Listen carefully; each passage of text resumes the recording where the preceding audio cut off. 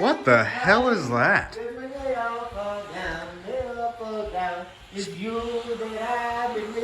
Spencer, what the hell are you doing? What the hell is that? Dude, I'm just vibing at the beach, bro. Just vibing? Why do you sound like that? It's the sound of change, man. Dig it. Right, it's on. It's on like donkey shit. You know what I mean? Let me see. Oh boy, this fucking album. This fucking album. Howdy, howdy, everybody. Fan of Mayonnaise bringing it back to you. Just another week, another golden video. Some more great content for your mothers out there. Today we're going to do another album retrospective. We are taking on the Dirty Heads today.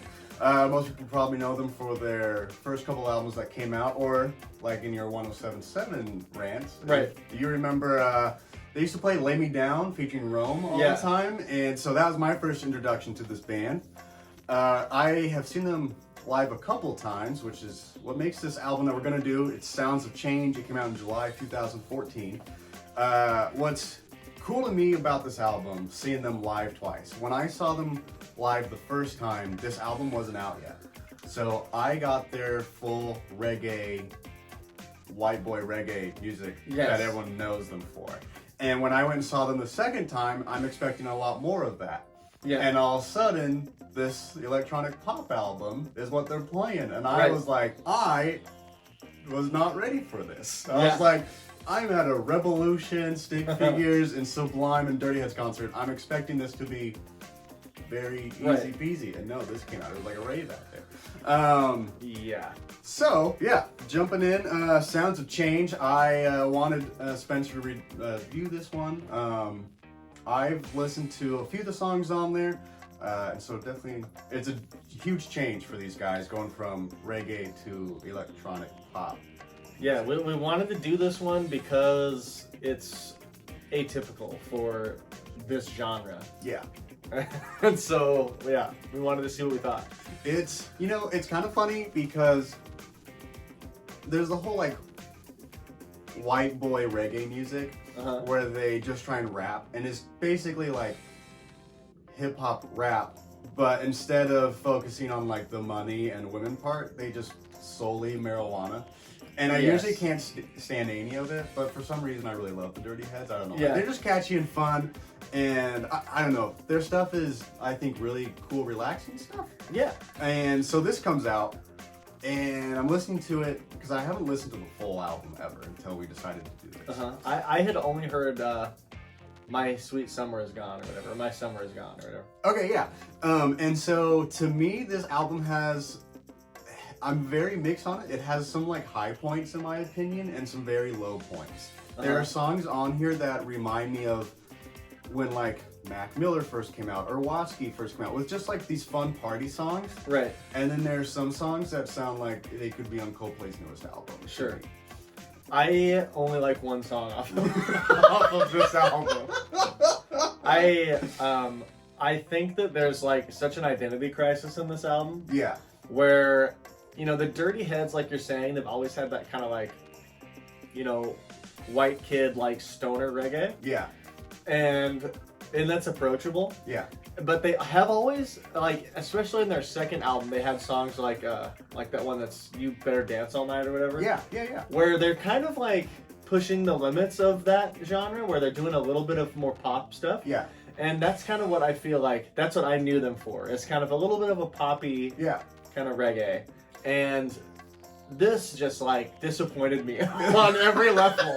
And I think part of it is that I haven't listened to enough Dirty Heads. Yeah. But like I've listened to a lot of like 311 and stuff like that. So I expected this to be, up there with like Sublime with Rome and 311. And when it was this, I was like, oh no.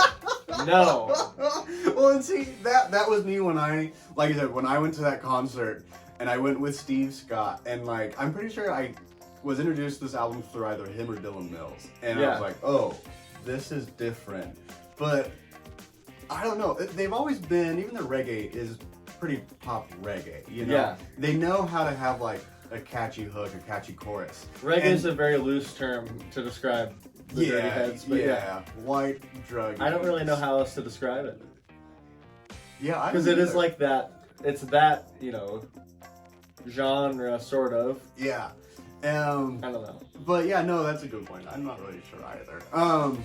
But it's funny because when I first heard it, I was like, I don't like this at all. I like the old, they bust out their acoustic guitars and they're playing like something that you just want to sing along to. Dude, yeah. Like you said, Lay Me Down, Spread Too Thin. Yeah. Like that kind of stuff is killer by the Dirty Heads. Yeah, what is it? Like Make Me Believe or We Believe? I love that one. I'm like, this is just an ode to their favorite musicians who basically made them what they are today, and they're like, we want to say thank you to all you guys. Yeah. Love that. Great. And then all of a sudden Medusa comes on, or what was the one that you were just talking about with the Tech 9 one? Oh, whatever the hell the Tech 9 one is. Okay.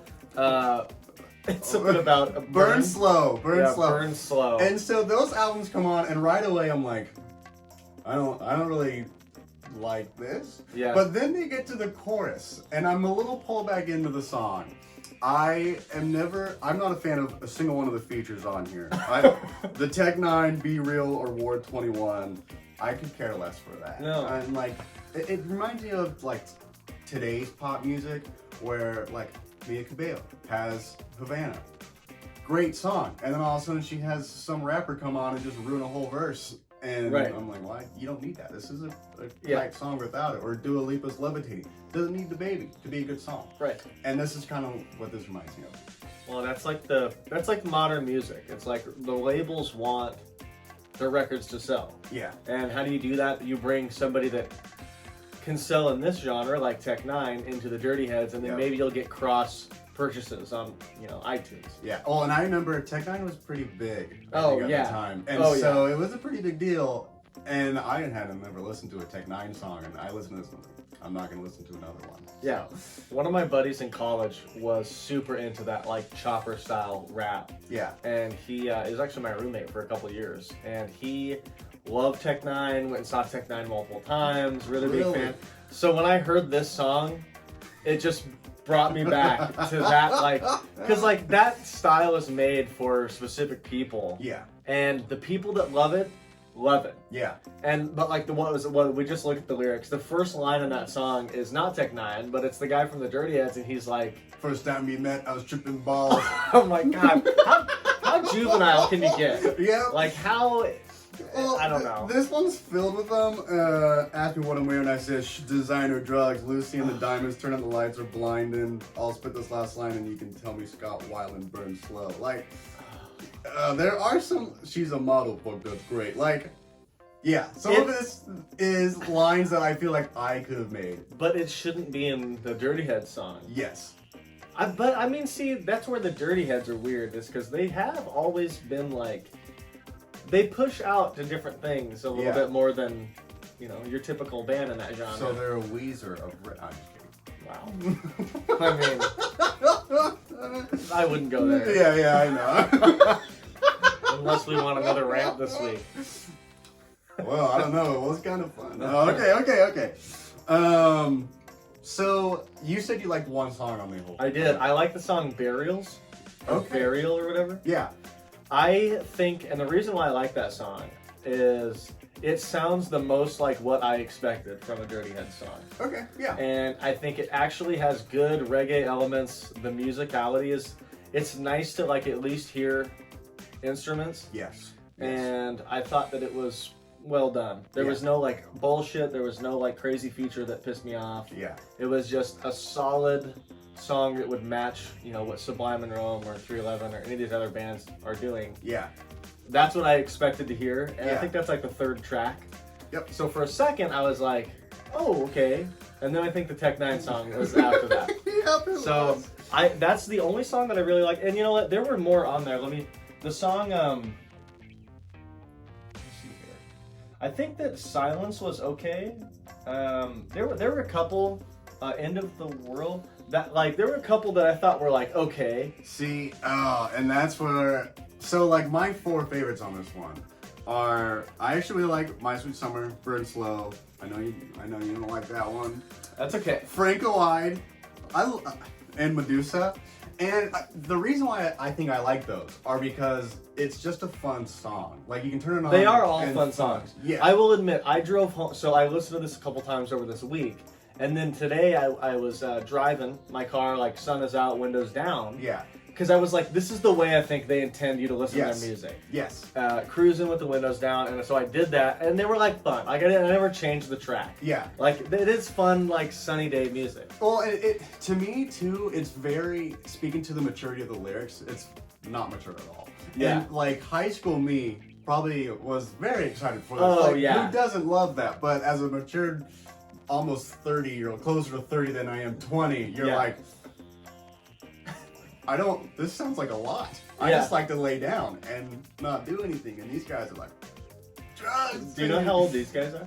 I have no idea. I'm assuming they're at least in their later 30s. I was going to say, they have to be older than us. Yeah. I would First say, we met was tripping balls. Yeah, like I had no experience to relate to that. And that's the first line of the song. I think that part of the reason why I didn't connect as well with these, for one, you seeing them live helps. Yeah. Because you can kind of see their vibe better live. For me, I'm going off of only the hits that I'd heard before. Yeah. And so then when some of this didn't match what I was expecting, my brain was like, no, this is not what I wanted to. Well, and I'm curious because they have 2 albums since then. I'm curious what those sound like because I haven't listened to them since this album. So maybe that says a lot as well. But sure. And so what I was going to kind of get into some of my more least favorite songs because you mentioned End of the World. That's my least favorite song on this album. I can't stand it. To me, it's literally the most boring. It's like watching the Coldplay Super Bowl halftime show over and over again. Is that the ones where they talk about the hand being in front of the other one? Oh, shoot. It might be that one and Hear You Coming. Or maybe One Hand. That might. Oh, One Hand. Yeah, that's definitely. I don't know. Bless you. That's our first sneeze on camera. First sneeze on camera. Wow, we broke the sneeze ice. I didn't take my allergy medication. I know, blooming over here. Yep. It's this chest hair. It is. The pollen. Chest pollen. To me, and maybe part of the reason I don't like them, because it's hard. Those are the few songs where they do have instrumental tracks. They have like End of the World for sure is like kind of more of this slow ballad acoustic kind of thing. But you go from these like party songs to this just slow. To me, this is my Coldplay song of theirs. Like, it's so not Dirty Heads. There's not their typical white boy rap verse over it. It's just so out in the left field. I listened to the first one and I was like, this song fucking sucks. I think that what it was is that. And it's a long song, so I was like, fuck, I gotta listen to it. And then it comes back again, I'm like, God damn, this song really sucks. Okay, sorry. I think that some of the ones that are slow and crappy, the reason that I like them is because they don't have those white boy rap verses. I think that it just was difficult for me. Yeah. This one was difficult for me. And you know what? It's not even because it's like intrinsically bad. Yeah. I just had a certain expectation for what quality the Dirty Heads were in my head. Yeah, yeah. In my dirty head. Yeah. And when it ended up not being that, I was like, oh, there's a definite quality drop between this album and the previous one. Oh, absolutely. Because the two before this, I like. Well, you listen to Cabin by the Sea, Dance All Night, Spread Too Thin. Yeah. Those songs are all great. There's even more of like their first couple of albums that are just absolutely fantastic. Yeah. And so you do get to this one, and those other ones can just be like you're by the beach, hanging out with your buddies. It can be like noon, mid-afternoon. It can be around a bonfire. It's just easy, like listening to good time music. And this takes you away from all of that. It's no longer we're taking you to the beach and we're gonna just sit there and you can have reggae and you just kind of bob to it and sing along. Yes. And this you can't do that at all. Right. You're like you need to be somewhere with the light up gloves and Yeah, so, trading glow sticks. Yeah. I didn't love this album. There are certain things that I respected about it. I like that these guys went for it. Yeah. I like that they were okay with their label wanting to bring in Tech 9. Yeah. Or maybe they brought in Tech 9. I don't know. I don't know what their poll was in 2014. Yeah. But I respect that they made an album. Yeah. It's not like it was Go to Heaven where they just clearly weren't trying. Yeah. Yeah. Well, you know, I looking at their Wikipedia page for this album, it did terrible in sales. It only sold like 80,000 records or albums. And then I'm looking down and it still somehow peaked at like number 1 and number 2 on like pop and hip hop and like rock boards. And I was just like, that's really strange to me. But I think, you know, like we said, we have to respect them for going for it, because every album that we've done in our album retrospective has been an album that's been either different or that they were trying something new on. Yeah. So in a way, we have to respect that. Even though you were like, I only like one song. is Summer Is Gone? That's got to be like the biggest hit off this, right? I think so. I know it's for sure the first single on there. I would probably say so. Yeah. And maybe that song got a lot of radio play. I could see that song getting radio play. Yeah. And I could see people downloading this one because of that. Yeah. And so it peaking in sales, and then everybody heard the rest of it and was like, well, you know, to me, My Sweet Summer is probably their closest, besides maybe like Burials, to their older stuff, where I definitely still get that Dirty Head original theme to it.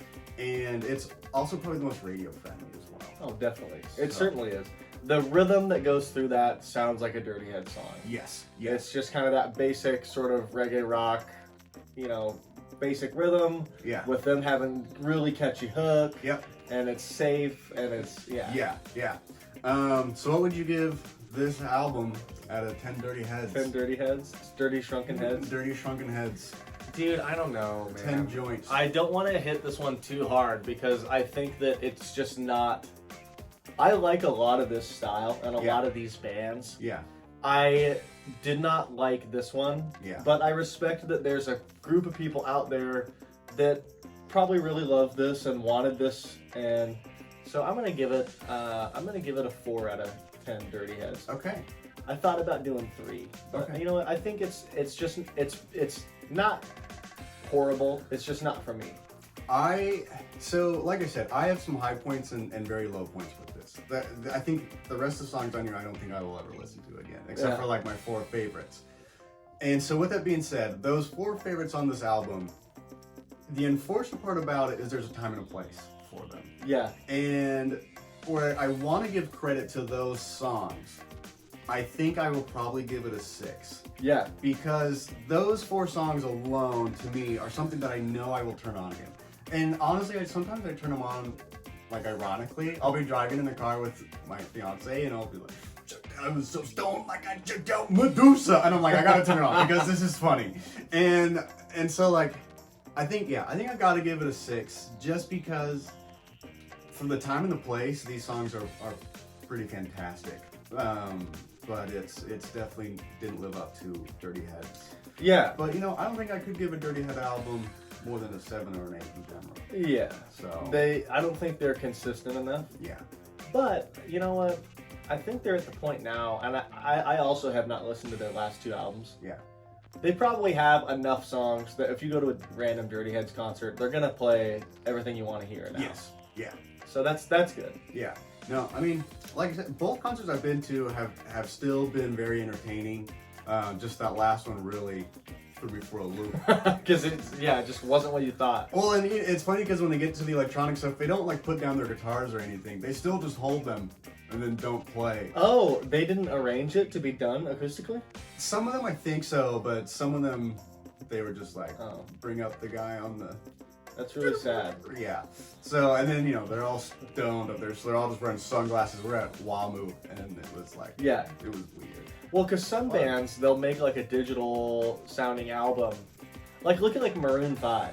Maroon 5 makes like nothing but fucking shitty pop now. Yes. But when they play live, the whole band still plays all those songs, and so they're still really bomb live. Yeah. Like, they're exceptional live. Where it's kind of sad that the Dirty Heads, so they're like, okay, we did this digital album. Sorry guys, but I'm the only one going on tour this year. Well, yeah, I mean, because I've seen like Jay-Z and he had a band play. He didn't have them up on stage, but you could still see them. He had basically had like 2 stages. There's a circle platform that he was on, and then like a donut underneath, and they were inside the donut. Nice. And so you can't see them. They never turn the lights on for them or anything, but they were just down there like, yeah. The one with Jay-Z, no one knows. But like, sometimes those are the best live bands. The bands that have to create the music for an album that's not intended, that wasn't intended for live, instruments. And that's like one of the reasons I love Anderson .Paak and the Free Nationals. That band can just get it, dude. Because they're Tiny Desk. They've done 2 Tiny Desk, and they are just phenomenal. I mean, they are shredding. That live band is great. So yeah, it is disappointing, especially us as musicians, to go there. And obviously we know them for playing a live band. They have a live band, and then they don't. Yeah, it is a little frustrating. Yeah, for sure. So, yeah, we gave it a 5. We averaged at 5 dirty heads. But I feel like that's fair. Yeah. You know that no one's gonna be disappointed. No one expected us to give this one a 10 out of 10. No, yeah, it's hard. It's like that's all there is to say. It's they tried. Yeah, they tried. Dirty Ed. Well, let us know.